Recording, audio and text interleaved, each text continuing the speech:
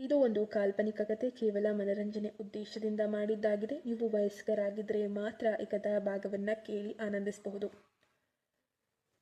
ನಮ್ಮ ಅತ್ತೆಯ ಸ್ಲೇವ್ ಆಗಿ ನನ್ನ ಪರಿಸ್ಥಿತಿ ಏನು ಅನ್ನೋದನ್ನು ಹೇಳಕ್ಕೆ ಬಂದಿದ್ದೀನಿ.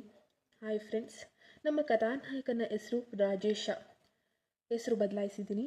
ನಾನು ನನ್ನ ಚಿಕ್ಕ ವಯಸ್ಸಿನಿಂದ ರಜಾ ದಿನಗಳಲ್ಲಿ ನಮ್ಮ ಅತ್ತೆ ಮನೆಗೆ ಹೋಗ್ತಿದ್ದೆ. ನಮ್ಮ ಅತ್ತೆ ನಿಜವಾಗಿಯೂ ದೇವತೆ ಅಂದ್ಕೊಂಡಿದ್ದೆ. ನನ್ನ ಬಳಿ ಮೊಬೈಲ್ ಇರಲಿಲ್ಲ. ನನ್ನ ಅತ್ತೆ ಮೊಬೈಲ್ ಯೂಸ್ ಮಾಡ್ತಿದ್ದೆ. ಎಲ್ಲದಕ್ಕೂ ಪರ್ಮಿಷನ್ ಕೊಟ್ಟಿದ್ಲು. ನಮ್ಮ ಅತ್ತೆ ಸುಂದರ ಮತ್ತು ದಷ್ಟಪುಷ್ಟವಾಗಿ ಬೆಳೆದಿದ್ದಂತಹ ಹೆಣ್ಣು ಮಗಳು.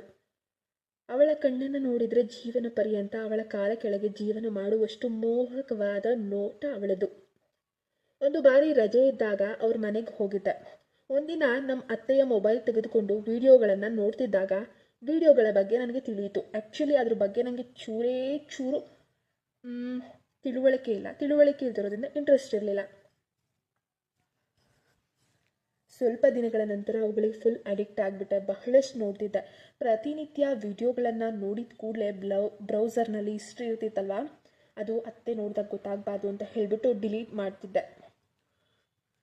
ಆದರೆ ಒಂದಿನ ಹಿಸ್ಟ್ರಿ ಡಿಲೀಟ್ ಮಾಡದೆ ಮರ್ತು ಹೋದೆ.